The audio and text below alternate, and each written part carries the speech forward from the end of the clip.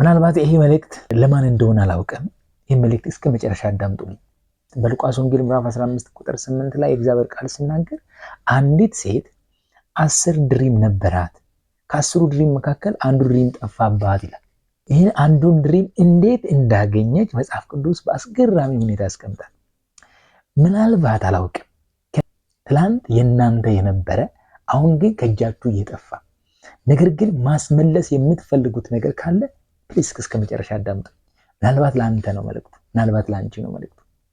መጽሐፍ ክፍሉን ላንብብላችሁ። እንደዚህ ይላል በሉቃስ ወንጌል ምዕራፍ 15 ቁጥር 8 ላይ 10 ድሪም ያላት አንድ ድሪም ቢጠፋባት ማብራት አብርታ ቤቷንም ጠርጋ እስክታገኘው ድረስ አጥብቃ የማትፈልገው ሴት ማናት?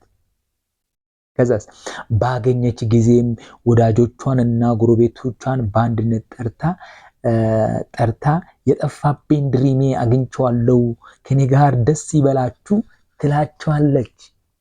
እቺ ሴት ትላንት የሷ የነበረ ድሪም ጠፍቷል። ለማግኘት ምን አይነት እርምጃ ወሰደች? ተወችው? በቃ ይቅርብኝ አለች? አላለችም።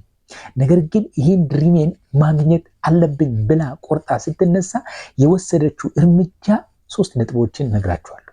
አንደኛው ምን አደረገች? መጀመሪያ ወደ ቤት ገባችና በሯንም ዘጋች ይላል። አንዳንድ ጊዜ የጠፋባችሁን ነገር ለማግኘት ከፈለጋችሁ ቆም ብላችሁ ራሳችሁን አይታችሁ በር መዝጋት የሚባል ነገር አለ። መዝጋት የሚባል ነገር፣ አንዳንድ የከፈታችሁትን ነገር መዝጋት የሚባል ነገር አለ። ያ የጠፋባችሁ ነገር አንዳንድ ጊዜ ለማግኘት አንዳንድ የተከፈቱ በሮችን መዝጋትን ይጠይቃል።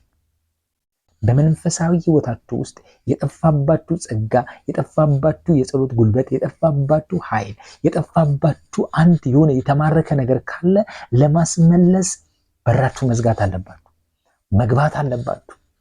ኢየሱስ ክርስቶስ ጌታ። ሁለተኛ ምን አደረገች? ጠረገች ይላል። ቤቷን ጠረገች ይላል። ምን ማለት ነው?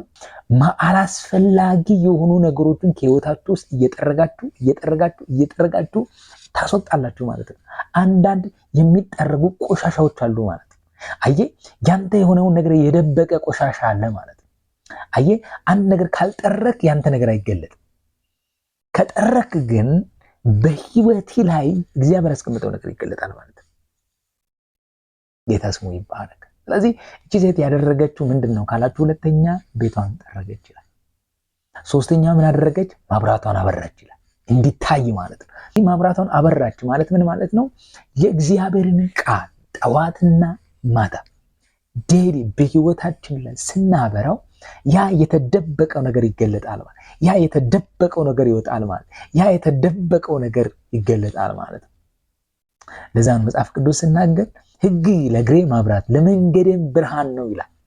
በጠፋባችሁ ጉዳይ ላይ እግዚአብሔርን ብርሃን የሆነውን የእግዚአብሔርን ቃል ስታበሩበት ያ የጠፋው ነገር ይገኛል ማለት ነው። ኧረ ኢየሱስ ጌታ ነው። እቺ ሴት በመጨረሻው ያደረገችው ምንድነው ካለች፣ እስክታገኘው ድረስ አልተወችም ይላል። እስክታገኘው ድረስ፣ ነገሩን እስኪገኝ ድረስ አዎ መቶ የለብህም። ኢየሱስ ጌታ። ተስፋ ቆርጦ ወደ ኋላ መመለስ የለብህም። እስክታገኘው ድረስ ምን አደረገችው ይላል? አልተወችም፣ መትጋቷን አልተወችም ይላል። ክብር ለኢየሱስ ይሆን። ተጋች ይላል በመፈለግ እስኪገኝ ድረስ። አንኳኩቼ ተመለሳለሁ አይደለም። አየህ፣ አንኳኩቼ፣ አየህ፣ የሚያንኳኳ ሰው ይከፈትለታል። መጽሐፍ ሲናገር አንኳኩ ይከፈትላችኋል፣ ጠይቁ ይሰጣችኋል፣ ፈልጉም ታገኙማላችኋል። እስከ መቼ? እስክታገኝ ድረስ። ሃሌሉያ። እስክታገኘው ድረስ ያን ጉዳይ አጥብቃ ትፈልግ ነበረ።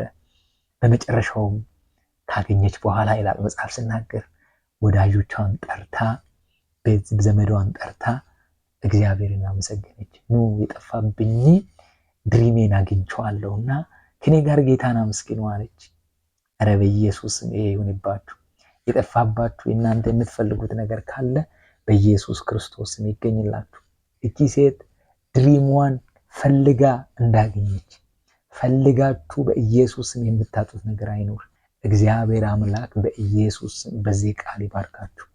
ነገራችሁ ይገኝላችሁ። ቤታችሁ የደስታ የሳቅ የምስጋና ይሁንላችሁ።